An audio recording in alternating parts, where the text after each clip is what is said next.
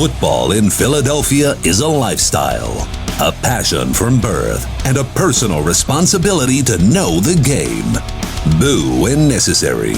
And think about EATLES, Eagles! Every second of every minute of every hour of every day. Birds 365 was created for you. Jody Mack, the legendary sports talker, joins forces with NFL insider John McMullen. Birds 365. Start your morning with Johnny Mack and Jody Mack across the JAKIB Media Network. Watch it live on YouTube.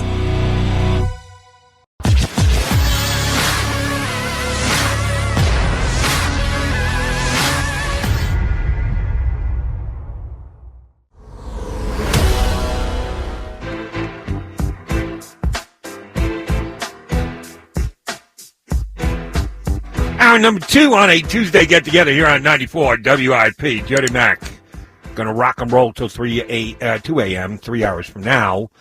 Spend the next 10, 15, sometimes I go 20 minutes with him. Depends on what we cover. I just keep asking questions. He just keeps answering when it comes to the Birds.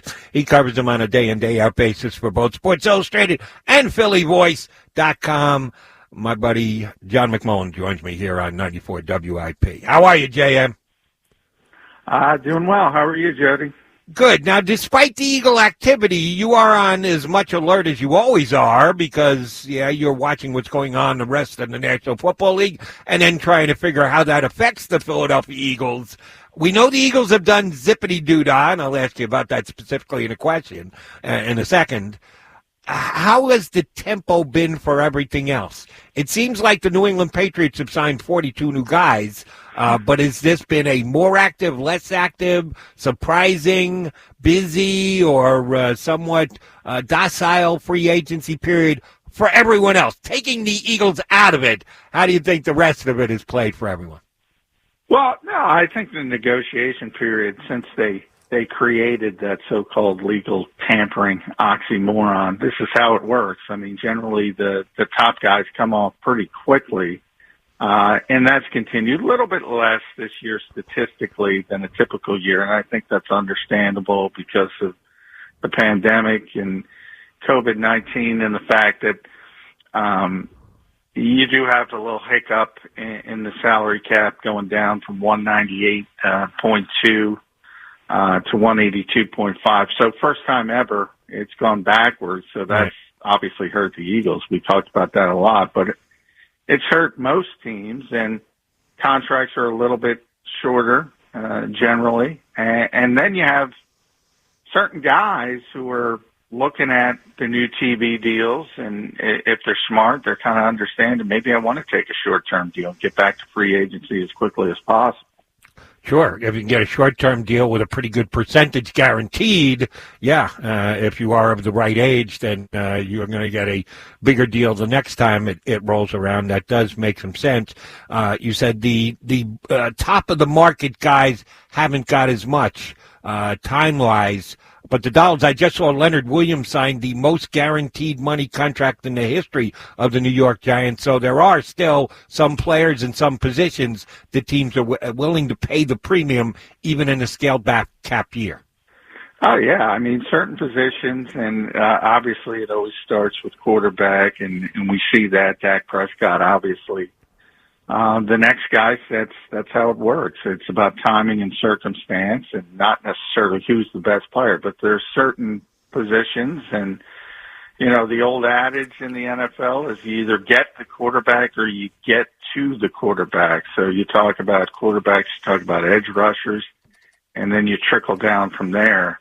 Value position, defensive tackles, corners, depending on the team. The Eagles believe in building on the offensive, defensive line. So it's a lot, but, even the NFL was down about $4 billion from typical revenue from not having stadiums full. But it's still a $12 billion industry, so there's still plenty of money to go around for players like Leonard Williams. Johnny Mack, our guest here on 94 WIP. All right, Eagle specific. I've read 6, 7, 8, 9, 10, I don't even know how many, from many of your compatriots, cover the Eagles, a couple of national guys, explaining why Marquis Goodwin is no longer a Philadelphia Eagle. I can't tell you the last time I read the word revert in a sports-related story, but somehow he has reverted to the San Francisco 49ers, and Eagles are coming out of this with a 7th-round pick. Was this contractual? Was this an agreement between the two teams? Is this what the player actually preferred? And the Eagles said, hey, if we go here, we get something rather than nothing. What the heck happened with Marquis Goodwin never getting in a game for the Birds? Well, he opted out, so number one, yeah, it is very rare, and a lot of it has to do with the pandemic again. It wouldn't have happened if not for COVID-19. Wouldn't have happened if he didn't opt out. And he has his wife. He had a good reason. His wife had a couple miscarriages. She finally was able to have a kid, and he had some serious health concerns and wanted to stay away. So that's kind of where this all kicks off, and the fact that he did decide to not play last season. And what happened was he agreed to a restructured deal when he came to Philadelphia. The Eagles didn't want to pay him $4 million a year. They negotiated him down to, I think it was $1.35 million. He agreed to that. They worked the deal. Never showed up because he opted out. Never got to Philadelphia to sign the contract. So it didn't matter last year because the NFLPA and the league worked out everything, so his contract would just hold to the next season. But it was the old contract, and that's where it came in. So it sort of was like he didn't do that renegotiation, and then the Eagles could send him back, and they got a 7th-round pick in return. So very strange circumstance. It never happens because it's the first time we've had a pandemic affect an NFL season. So do you think he'll rare? Sorry, I thought you were done, John. My bad. Do you think he'll renegotiate with San Francisco? Did the Eagles, you say the Eagles didn't try and renegotiate, did they just want to wash their hands of the player and take something rather than nothing, or does Marquis Goodwin actually want to come back and now play again, this time in San Francisco? I have heard, and I don't know if I think San Francisco is going to release him, so I don't think they're interested in having him back. From the Eagles, I remember writing about this last time. I said it's not fair, but the NFL is out of sight, out of mind. And I said when Marquis opted out, the way the Eagles carpet bombed the wide receiver position in the draft with Jalen Reagor, but not only Jalen, but John Hightower, Quez Watkins, I said he's never going to play for the Eagles because they're going to get these young guys in there, out of sight, out of mind. He's a 31-year-old guy, and that's how it shook out. But it's unfortunate because when you make those types of decisions and you're not a star player, people are just going to move on. And the Eagles valued the cap space more than they valued the player. And I can't say I disagree with them because they did need to get down under the cap. Apparently they have now, and I don't think Marquis Goodwin would have been a major factor for them next year. The new news is that there's no news with Zach Ertz. He had the tearful last game appearance in the Eagles season this year. It's been pretty well reported that he doesn't really want to be here anymore. He has been asking the Eagles, please trade me, get me out of here. This just isn't where I want to be or need to be going forward. The Eagles have had conversations with him around the league, but apparently not getting responses that they think are of proper value for Zach Ertz. At what point, I guess you got all the way to the draft that you could still do this. For a couple of free agents, tight end free agents have gotten good money on the open market so far, and Zach Ertz is 8.5. Does not look outrageous to me for this upcoming season. When are we going to see any movements on this rather than just gum flapping?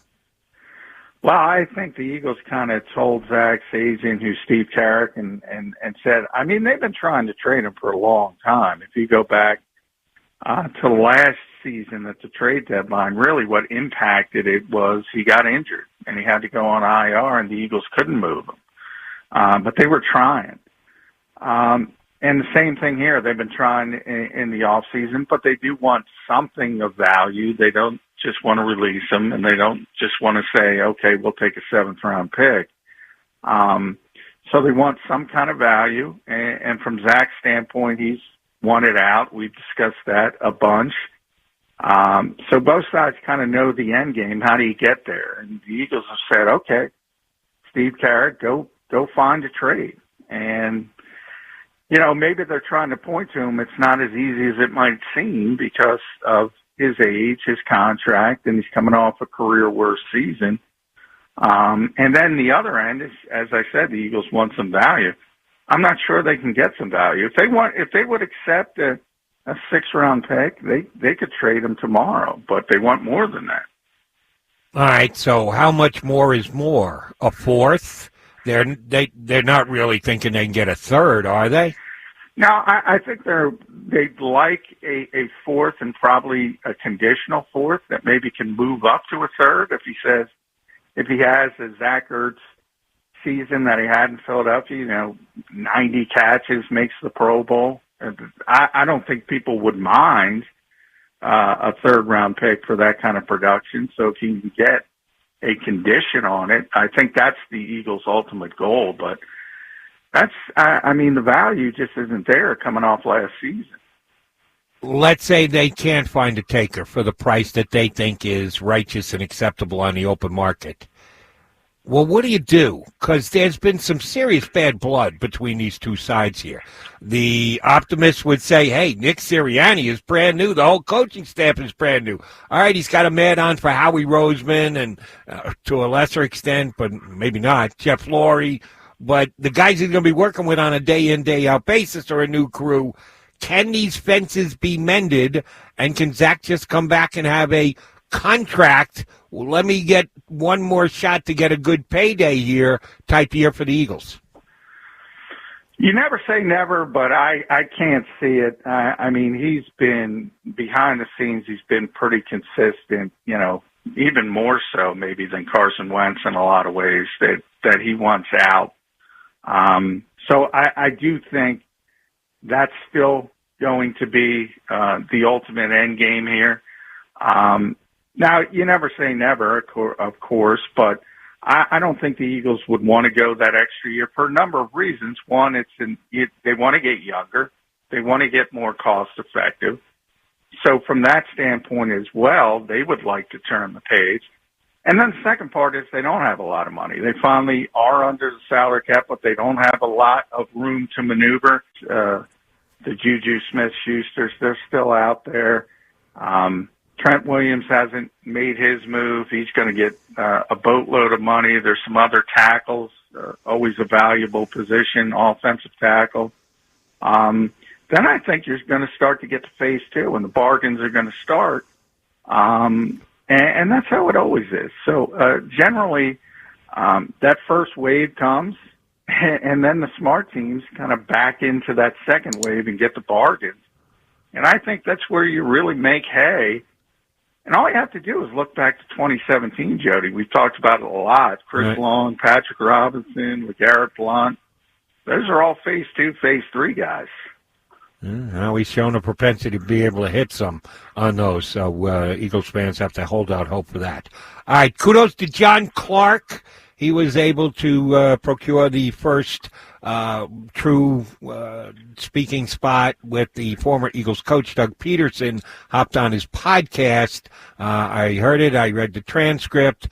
Not shockingly for me, Doug decided to take the high road. He did at one point said he thought that coaches should be able to handle their coaching staff the way they see fit, which was kind of a direct swipe, but he even did that without drawing any blood. Give him credit. He did, not long after going out the door, stop and make a media appearance with at least one outlet. Anything that Doug said catch your attention? I think exactly what you said. He pretty much confirmed what a lot of us have reported. Jeffrey fired him because he kind of stood his ground on Press Taylor and Matt Burke, and that's who he wanted to make his offensive coordinator, his defensive coordinator. Jeffrey really didn't like it. He wanted him to go outside the organization. it really goes back to Mike Rowe the year prior. He didn't want to fire Mike, and even Carson Walsh as well.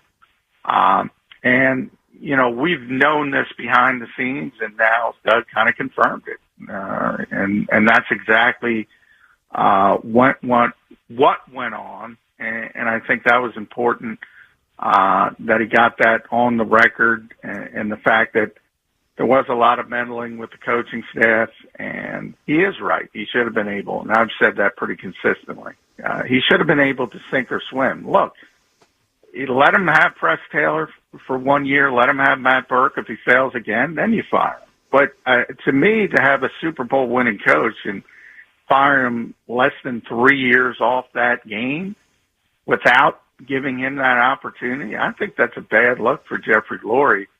But you're also right, Jody, he took the high road, and he took the high road for a reason. I mean, he wants to be a head coach in this league. You can't just blast an owner, because other owners are going to look at that and say, is this guy going to blast me on his way out the door? Because we all know coaches are hired to be fired. You know what's going to end.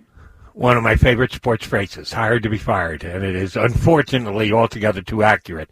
Along those lines, Doug got a late start in the free agent carousel, coach carousel during the offseason. The Eagles waited a week before they made the decision to go in another direction. So some teams had already done interviews and laid some groundwork. He didn't really get into the mix. There were some stories out there that some teams did with high-profile coaches reach out and say, would you consider being my offensive coordinator? Seattle being one of them. He ended up not getting a job either way. Next year, major player.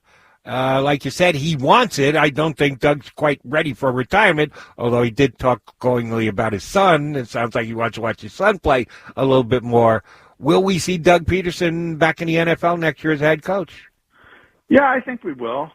You never know what the landscape is going to be, but you can pretty much guarantee there's going to be 6 to 8 open coaching jobs. That's generally the wheelhouse. And, there won't be any sort of, I don't want to say angst, but any bad taste in anyone's mouth after 4-11. You kind of get off of it.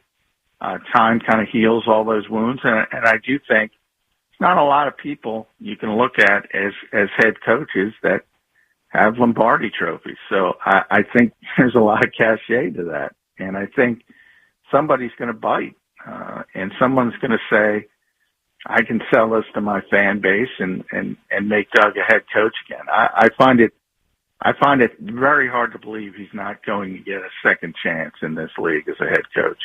All right, let's finish up with Jeff Lurie. He made the statement that he did about with Chris Mortensen about doing what it takes to get Jalen Hurts the best chance to win, meaning they're going to use their high draft capital on something other than a quarterback, and even inferring that they weren't going to be bringing in a veteran who would, on paper, compete with Jalen Hurts. So they don't want to go down that road again because competition at the quarterback position, getting into the head of their starter, apparently everyone believes it. I'm one of the very few who's holding out hope that this has all been overstated, but you and about 90% of the other people with any kind of Eagle emphasis believe Carson Wentz lost his mind when Jalen Ertz was drafted. So they're not going to do that again. And I guess we got evidence to that because Jacoby Brissett signed elsewhere today, and if some people were lobbying for Brian Fitzpatrick, he signed elsewhere. Tyrod Taylor signed elsewhere. Who the hell is going to be the Eagles' backup quarterback this year? Yeah, and it was almost like a draft run on quarterbacks. You got Andy Dalton going to Chicago. You had Taylor going to Houston. You had you mentioned Ryan Fitzpatrick down I-95. So, yeah, I mean, and Jacoby Brissett. And everybody, Brissett and Taylor were the two big ones because Jacoby was with Nick Sirianni in Indy, and obviously Shane Steichen was with Tyrod Taylor with the Chargers. So you kind of put those two together and say, okay, if they're going to get a backup quarterback, maybe they go after those two guys. And they're off the board, and you start thinking, Chase Daniel, maybe. I mean, he's not going to threaten anyone. But it is interesting to me, Jody, and it is. I mean, Carson did not handle it well, and even Doug intimated that today, by the way. He did not like when the Eagles drafted him. He thought the organization didn't back him. I think he was wrong. I think he should have taken that in a different direction. But the ironic part is I don't think you have to worry about that with Jalen Hurts. He doesn't have the same personality. He just doesn't. He's not going to be affected the same way. So I think the Eagles keep making these mistakes. They made a mistake by drafting Jalen Hurts, and that's not has nothing to do with the player. People get mad at me. It has nothing to do with Jalen Hurts. It has to do with the way it affected Carson Wentz. And now that they do have Jalen Hurts, they have a guy who has a different personality, a different mindset, and is not going to let that affect them. And they're worried about it. It's backwards. It is backwards, to say the least. You are correct there. And I truly did like the article that you wrote this week on Philly Voice about the Eagles needing a politician to be able to deal with Jeff Lurie. He seems to be more involved. At least his opinions, statements, stances are getting out to the media more than they have over the last 5 years, 10 years, 15 years. You referenced Mark Eckel, a friend of the show, who has been there since day one and says, no, Jeff Lurie's always been a hands-on owner. It's just every once in a while he wants to let people know it, but he's always been this type of an owner. We know how he's, I think, more his puppet than his politician. Is the new head coach politician enough to deal with Howie Roseman and Jeff Lurie, or is he going to be a Howie Roseman puppet? Well, we're going to have to see. That's the $64,000 question. I think, you mentioned Mark. I mean, what shocked me is I asked him about Andy Reid because Jeffrey Lurie didn't seem as micromanaging when Andy was here. Not 1999 Andy, who didn't have any cachet, but once he got established, and Mark said no, it was just Andy handled it better. And Andy sort of was that politician and steered him in the right direction and sort of had that ability to talk him into things instead of vice versa. And that's, we talk about Andy being a Hall of Fame coach. Everyone assumes Hall of Fame coach just means X's and O's. It's a lot more than that. And that's part of it, handling general managers, handling owners, and steering them in the right direction. And I'll say this, it's rare that coaches are able to do it as effectively as Andy Reid evidently did. Whether Nick has that ability, he's going to have to learn on the job. Obviously, he doesn't have experience. So ultimately, that, to me, is going to define whether he's a success or not. Because if Jeffrey continues to handle Nick Sirianni the same way he handled Doug Pederson, you probably have a similar window. You have a short opportunity for success, and that's going to be it. All right, Johnny Mac, I want to play the name game with you. I don't know if you're listening before you came on, but I do this once a year, somewhere thereabouts, maybe once every year and a half. I throw out 3 first names, and I want you to give me the last name that comes to you immediately off the top of your head. Up for it? Sure. Okay. Ralph. Macchio. That's not bad. That's okay. Karate Kid. We can live with that. Weird the way I went. That's perfectly fine. I want to go Ralph Kiner now. Reggie. Jackson. Easy. Okay. They had a big defense. They had a man named White at one point in this city. Yeah, but Reggie was my favorite baseball player, so that's where that goes. He was the straw that stirred the drink. I will give you that much. All right, last one. Nick Foles in Philadelphia. Can it go any other way? Well, I was hoping you would go with the new head coach of the Eagles that we were just talking about. But you can't.